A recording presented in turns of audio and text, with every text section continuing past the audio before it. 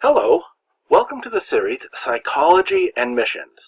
I'm Dave Dunaetz, and today we're going to be talking about finding still waters and green pastures, dealing with missionary stress in urban situations. So the focus of today is missionary stress in urban settings. When missionaries are living in urban settings, how does the stress that's associated with being a missionary affect them, and what can be done about that? Now let's talk about, first of all, just stress due to the nature of missionary work, because missionary work is one of the most stressful careers that one can go into. There's a lot of different sources of this stress. One of the sources is simply the fact of learning a new language. Sometimes we think, oh, learning's not that tough, but learning a new language is tough. It doesn't come easy for anybody, and it's stressful in a number of different ways. For example, we can get cognitive stress. We've got to learn thousands and thousands and thousands of new words, and not just one meaning for a word. We have to learn what the range of meaning for each word is, so we can make sense of the word in different contexts and communicate accurately. And this pushes our brain much harder than we imagine that it would. It's so the first type of stress there is cognitive stress. There's also physical stress involved in learning language. How can that be true? Well, in each language, there's a set of phonemes. There's a set of sounds that are what make up the words in the language. Now, typically in a language, there might be 20, 30, 40, 50 different phonemes, but the range of human phonemes, the sounds that we can make, is much greater. So when you go from one language to another, you have to stop making the phonemes, perhaps that are in English, if English isn't your native language, that are only in English. You can't make those anymore, and you have to learn to make the new phonemes. And that means placing your tongue differently, using your throat differently, adjusting your lips and your mouth differently, and it can be physically exhausting trying to master the phonetics of a new language. And there's also social stress involved in learning a new language. When we learn a new language, we come across a 4-year-old who can communicate so much better than us. We have just become extremely incompetent when we undertake this task to learn a new language. We can't communicate with people like we want to, and we fear being rejected, we fear being evaluated. Anybody who's learned a new language and a new culture, you've had that horrible experience when you greet somebody in their native language and you're confident of what you're going to say, and they respond in English. It's just devastating. And the evaluation and the rejection that one feels is really is quite stressful. So there's stress that comes from learning a new language. There's stress that comes from a new culture. Not only do we have to change everything in how we speak, we have to change how we reinterpret events, how we reinterpret others' behaviors, and we have to choose a new set of behaviors for ourselves that communicate what we want them to communicate in that new culture. So learning a new culture is extremely stressful also. And then there's this whole missionary task of bringing the gospel to a new culture to transform it. That's really daunting. Probably that culture has existed for hundreds of years or even thousands of years, and it's more or less functional. Most people aren't going to feel the need for the gospel. Most people don't feel the need for a cultural transformation. But what we're trying to do is come into a new area where we're not an insider, and we're trying to expose people to the Gospels so they decide to follow Jesus Christ. That is really stressful, trying to get people to change. Another source of stress is that in pioneer church planting, the people that are most likely to respond are the people who tend to be marginalized on the outskirts of society, who have a felt need, who aren't doing well in their society, and who want something else. Now, those people are just as valuable as people who are high up in status, who are well-to-do, who have great social skills. From God's perspective, each individual is worth the same. But when trying to build a new social structure, when trying to build a church, it can be very stressful working with marginalized people, teaching them new skills, dealing with their limited abilities, and often being hurt by what they do. So there is a lot of stress simply due to the nature of missionary work, whether it's in an urban or rural setting.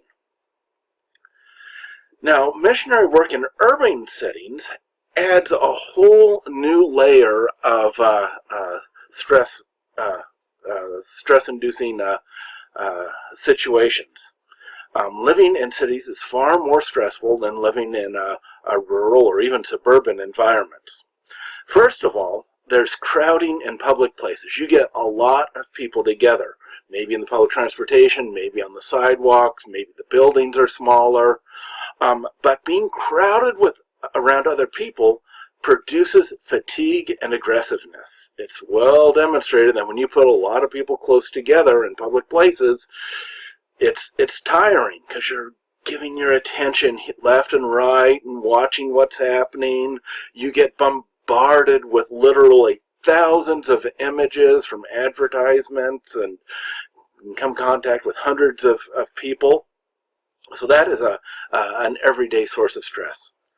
Urban settings tend to have a higher crime rate, so the level of fear and physical danger that a missionary experiences is much higher than what they normally do. This contributes to stress. There's overstimulation. You're constantly being exposed to people and images, and again, this produces fatigue and the inability to focus. I remember when we were in Paris for 17 years doing church planting and evangelism, and one time I decided to count the number of advertisements that I saw from where I lived into the center of the town, and I counted over 1,000 advertisements during the one train ride. There's a lot of overstimulation going on. And the whole question of public transportation or cars and traffic is also a source of stress because it's difficult to regulate relationships when you don't know how long it'll take to get to see someone. You might fix some time to be there and you might be late, or they might be late, or something goes wrong and you can't see each other and communication doesn't take place. So it's difficult to regulate relationships when you spend so much time in transportation, and once you get someplace, you're tired from the transportation. Another source of problems is what sociologists call promiscuity. Now, it's not promiscuity in the normal sense of the word, although that's associated with it, but promiscuity in the technical sense means crowding in homes, having a lot of people in a small area, maybe having 4, 5, 6 people in 60 square meters or 600 square feet. And it's been well demonstrated that in high-density living arrangements where you've got a lot of people in a home in crowded areas, it leads to child abuse, both sexual and physical, and general poor mental health. And so just even if you're at home and your family closed up, if it's too small, it's going to be a source of stress also. Another source of stress in urban situation are the health stressors. Infectious diseases like cold and flu travel around far quicker in cities. Pollution is more of an issue and can slow people down. Easy access to unhealthy foods, whether it's simply processed food like white flour or sugar or fast foods, that can lead to health issues also. Now, what I want to do is I want to present a conceptual model for understanding stress, kind of a theoretical model, so we can say, when we're talking about stress, what is stress? Basically, stress comes from stressors and how we assess them. So there's the stuff outside and our assessment of what those stressors are. and the result is stress. Now, how do the stressors and our assessments relate to each other? First of all, stressors are negative or potentially negative events. We're doing something and something negative happens. We're going for a walk and we step in something on a sidewalk we don't want to step into. That's a negative event. Or we're taking public transportation someplace else and we feel somebody touching our wallet or handbag. That's a stressor. That's a negative event or a potentially negative event. Now what we do is we assess these things. First of all, we have the primary assessment. How threatening is the situation? Ooh, is this something bad? Or is it just like, oh yeah, that's possibly bad. It's we miss a bus. How bad of a situation is it? Oh well, there's another bus that'll come by in 10 minutes. Oh, that might not be too bad. Oh, that's the last bus of the night. I'm going to have to walk 6 miles to get home. That would be something that would be assessed as more threatening. And then our secondary assessment is, how do I know how to respond to that threat? Do I know how to wait? Can I make use of the time for the 10 minutes that I have to wait for the bus? Do I have somebody that I can contact rather than walking the 6 miles home? Do I know how to respond to the threat? And sometimes we say, yeah, I know how to respond to that. I've got this down pat. And so even something that's threatening won't lead to much stress, because the stress is going to be our primary assessment of how dangerous it is, minus our secondary assessment, how well we know how to respond to it. So that means even something that's not very threatening, if we don't know how to respond to it, if we miss a bus and we know that there's another one that's coming in 10 minutes, but we're standing outside and it's raining and we don't have an umbrella and we don't know what we're supposed to do, that can be extremely stressful. But something that is a major stress, like missing the last bus of the evening, and a major threat, if we know how to respond to it, we know that if we have a friend and we call him, he'll understand, he'll come and get us in a few minutes. Then that major threat might not cause much stress. So this is a model for understanding how stressors can cause stress based on how threatening we perceive it to be and based on how well we know how to respond to the situation. Now, of course, when we go into a new culture and a new situation, we don't know how to respond to these new threats, so everything becomes a major a major source of stress. Now let's talk about some of the effects of stress. First of all, there's health effects. Chronic stress, long-term stress, is one of the main predictors of heart disease. Getting a heart attack, dying, losing our physical strength, it's a major source of heart disease. The most common health effect of stress, which happens at any age, is lowered immunity. We get sicker more easily. We get exposed to some bug and we're out for a week and a half. We just can't fight off things if we've been in stressful situations. Cancer rates are higher in people that live in more stressful situations. And even if you cut yourself, the rate of healing will depend on how much stress you've been experiencing. So there's a lot of health effects of stress. There's also mental effects of stress. There's what we call lowered executive functioning. Executive functioning means that's the front part of our brain that makes conscious decisions. We lose our mental ability to solve problems, to figure things out when we're under a lot of stress. And we also lose self-regulation or self-control. Self-control is like a limited resource, and if we spend lots and lots of effort just trying to fight a stressful situation of public transportation and being exposed to hundreds of people, we're going to have less self-control left for the rest of the evening once we get home to spend time with the family, and that can lead to damaged relationships. Now, this combination of lowered executive functioning, lowered mental ability, and this loss of self-control results in a loss of our ability to focus our attention, because we need both of those, self-control and clear thinking, to focus on solving problems, to focus on accomplishing the task that God has given to us.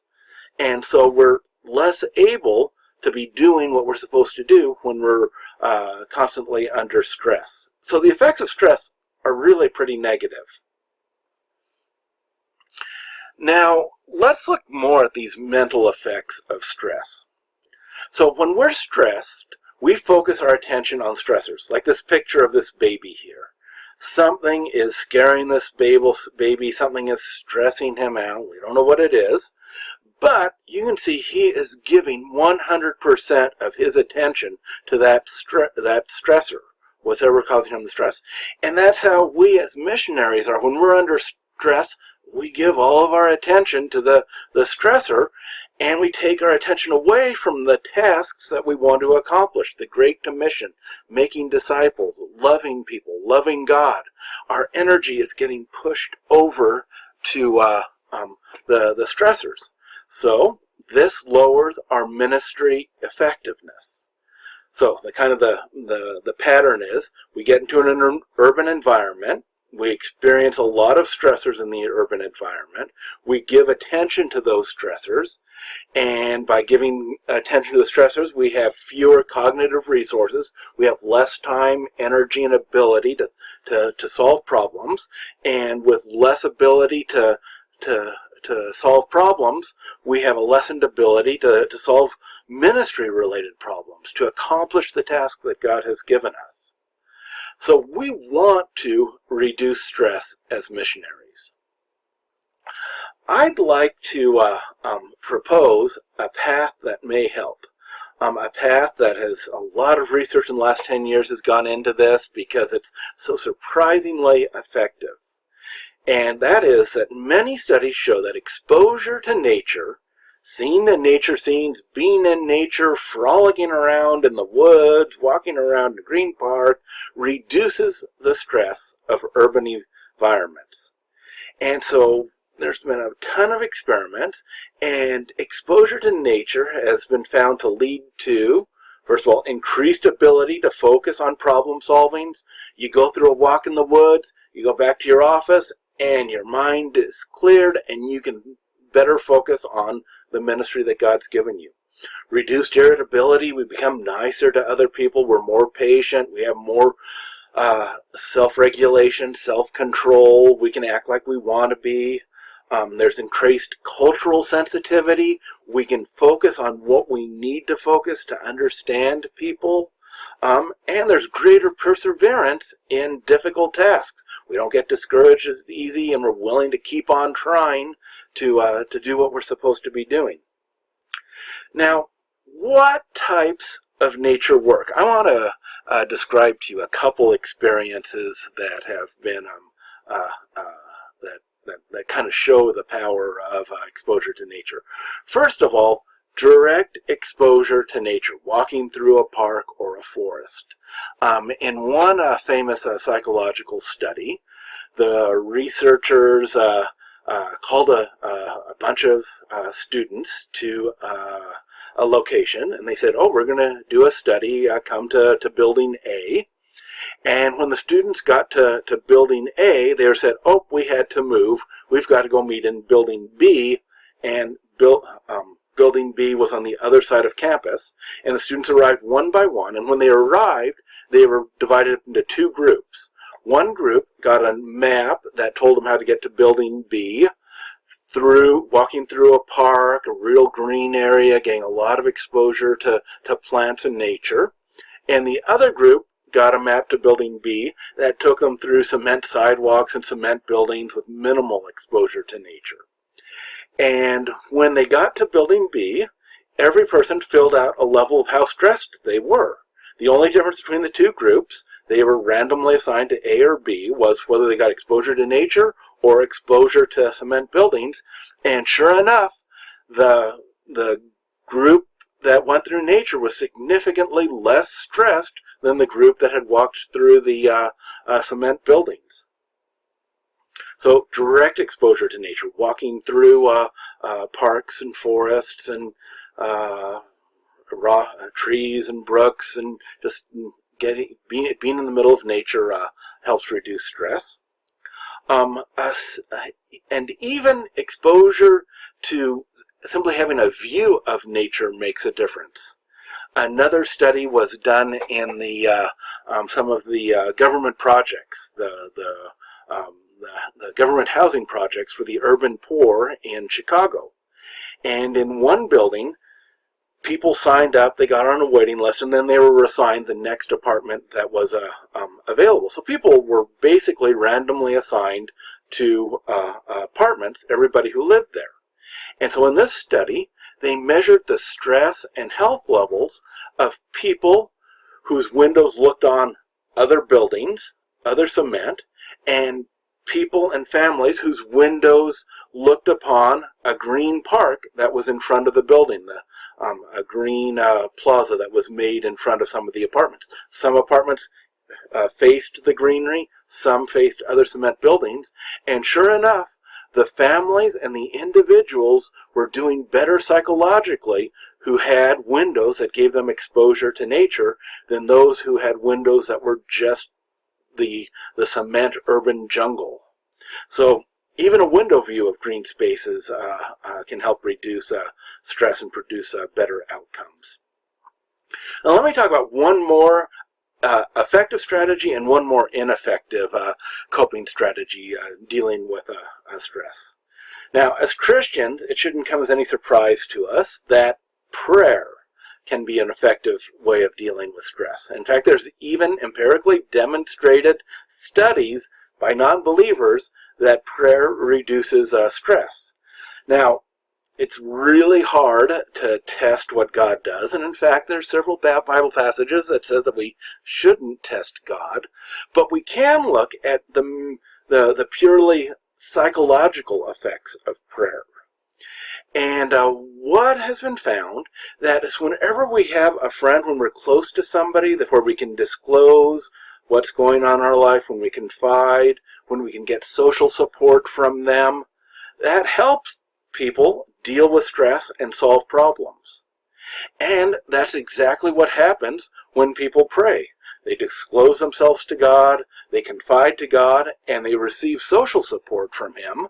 And if you, in studies where people have been assigned to prayer conditions or non-prayer conditions, the people that are praying more about the different things going on, they cope with stress better and they can solve problems better. So prayer is an effective way of dealing with stress. One way that's not an effective way of dealing with stress is television and media. What television does is it captures our attention, it distracts us, it takes our mind off of the stressor, but it doesn't enable us to solve our problems. And remember, that's why being distracted from something by a stressor, that's one of the reasons that's bad, is that it takes our mind off of the problem solving, the tasks that we're supposed to do. Well, television, it distracts us from the stressor, but it also distracts us from the task that God's called us to do, and it does not relieve stress. And this is likely true of the internet as well. So what are some missiological applications? What can we as missionaries do? Well, concerning personal and family maintenance, our own well-being, keeping ourselves together psychologically, preventing depression, preventing anxiety, helping our families do better, we should be wise in our choice of housing. If you look at this picture here, it's an urban setting, and you think that's kind of a cool-looking city. Well, that's not a bad place to live. It's taken from the picture from somebody's window, and it is pretty cool looking. They're right in front of the park, and that green and the nature dominates. Now, if they had lived on the other side of the building, they might just have had exposure to other buildings, and we'd look at a picture out their window and say, oh, that's a horrid situation to live in. So missionaries need to choose housing that gives them exposure to nature, where they can see greenery outside, even if it's just a small urban park. And then in our recreation, when we have a break or a day off or a vacation, we need to choose to use our time in ways that provide exposure to nature to reduce the stress that we're feeling. Now, in terms of meeting ministry strategies, one application is to consider our meeting locations, maybe a church building that we might build, or the rent, or maybe the location for retreats. We should plan to have people be exposed to nature so that they're stressed out and it's a healing place to go, and we get the benefit of going to a place where people are more relaxed and can give more resources to what's occurring in the church building or in the retreat center, and in order to focus on what God wants them to focus on.